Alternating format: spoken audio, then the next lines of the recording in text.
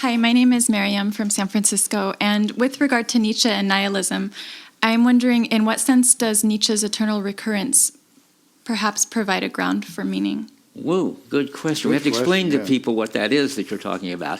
And so Nietzsche says that the world is, the whole universe repeats itself, and he has an argument that since there's a finite number of particles and an infinite amount of time, is that in his picture, everything is going to repeat itself over and over and over, and that's the eternal return. And then he makes it into a kind of ethical principle, namely, you got to have the strength to will your life in every detail to be repeated over and over, to not let that become something that depresses you or drives you to suicide or makes you think, well, I'd like to save the good parts, but there's some awful, disgusting and depressing parts, and I don't want them to be repeated over and over. You've got to be strong enough to face that. Well, I don't know what to think. Nietzsche does think that's the answer to nihilism. And to me, it's just too far-fetched to really get a grip on. I mean, what is it like? It's one of these stranger ideas. But but it's a test of whether you've lived your life in a way that you can own it, right? So here, okay. I'm going to offer you exactly this life, right? If you reject it, that means you have not lived it. You have not lived it as your life. You've lived it as an alien thing. If you own this life in all of its details, then you've lived this life. It's your living.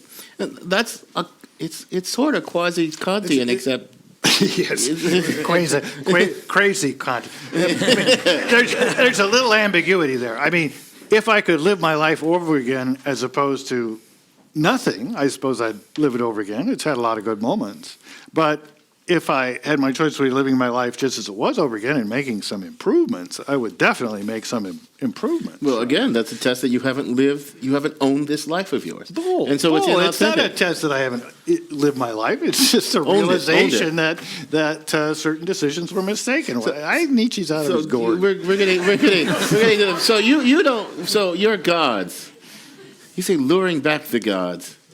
In something you wrote, you said it's not so much that God has died, but we've turned our back on them, and they're calling out to us plaintively to return. Tell me what you mean by that. That would be our last comment. You've given me the content. I mean, that's the receptivity thing. We've turned our back on it by making it, saying autonomy, that is all us making our life plan, choosing our life and all that is what it's really about. Whereas all around, there's all these wonderful things to be receptive to, emotions, music, your country, and that's fine. I mean, that's what I want to defend in luring back the gods that are waiting. All the things that can give you meaning, provided you will be receptive and not try to be autonomous. Right, not try to be autonomous. On that note, I'm going to thank you for joining us. I don't know if I'm doing that of my own will or responding with gratitude towards your presence. It's the right and meaningful thing to do. So thank you for joining us. You're welcome.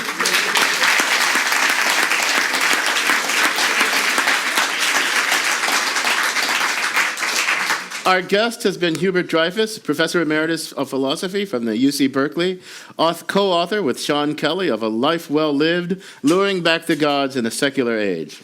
And we also want to thank everyone in our live audience for participating in the program. Give yourselves a round of applause.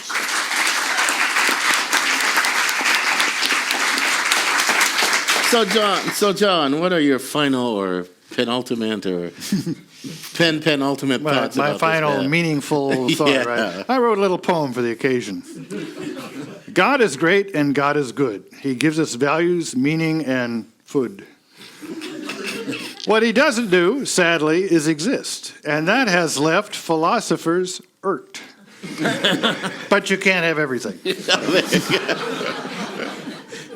On that note, this conversation continues, as always, on our blog, theblog.philosophytalk.org, where our motto is cogito ergo blogo, I think, therefore I blog. And we have a ever-growing Facebook page, so if you frequent Facebook, sign up and be a fan on our Facebook page. And you can download podcasts of our program from our website as well. For a final word, we're going to turn to a man on the fast track to oblivion, Ian Scholes, the 60-second philosopher. Ian Scholes. Nihilism is the belief that values do not intrinsically exist, but are inventions. Friedrich Nietzsche, often thought the godfather of nihilism, wrote, quote, I praise, I do not reproach nihilism's arrival. I believe it is one of the greatest crises, a moment of the deepest self-reflection of humanity. Whether man recovers from it, whether he becomes master of this crisis, is a question of his strength, unquote. Well, gee, how did that whole nihilism thing turn out for us? We'll get to that. But first, let's backtrack to ancient Greece. There was no such thing as nothingness back then. No, sir. Back in Aristotle's day, it was all nature abhors a vacuum. Nothing could not possibly exist. It didn't make any sense. Everything is something. How can something contain nothing? Then, in the 17th century, a fellow named Torricelli actually created a vacuum, and nothing officially became one more something. Eventually, in the 20th century, the vacuum became a valuable tool in creating light bulbs, vacuum tubes, and various tools requiring suction. Unfortunately, it's been bad news lately for void lovers. For those who believe that if you stare into the void also stares into you, now you have to add that if you stare at the void, it's not really a void anymore because it now contains the radiation emitted by your eyes. Nothing's perfect anymore, not even a vacuum. Thank you, quantum physics. Thank you for nothing, by which, of course, I mean something. So nihilism has led to the trickle-down version of nihilism, which is that life is meaningless, therefore, what the hell, let's bust up the bar. Dada, surrealism, heavy metal, punk rock, the rise of Nazis, hippies, school killings, all have been laid at nihilism's untidy door. But what about the resulting mixed metaphors? I have read that the moral vacuum, vacated by ethics, has been filled by pop culture, which, no longer infused by ethics or morality, gives us instead shows about nothing, like Seinfeld or Pulp Fiction. But I read elsewhere that nihilism, in the modern sense, doesn't come from nothing. That is, kids who kill don't just pop out of a vacuum. So what is it? Does something come from nothing, or does nothing come from something? I don't know. I only know that you can't get nothing from nothing. Well, you can, but what do you have, really? I mean, once you look at it. I gotta go.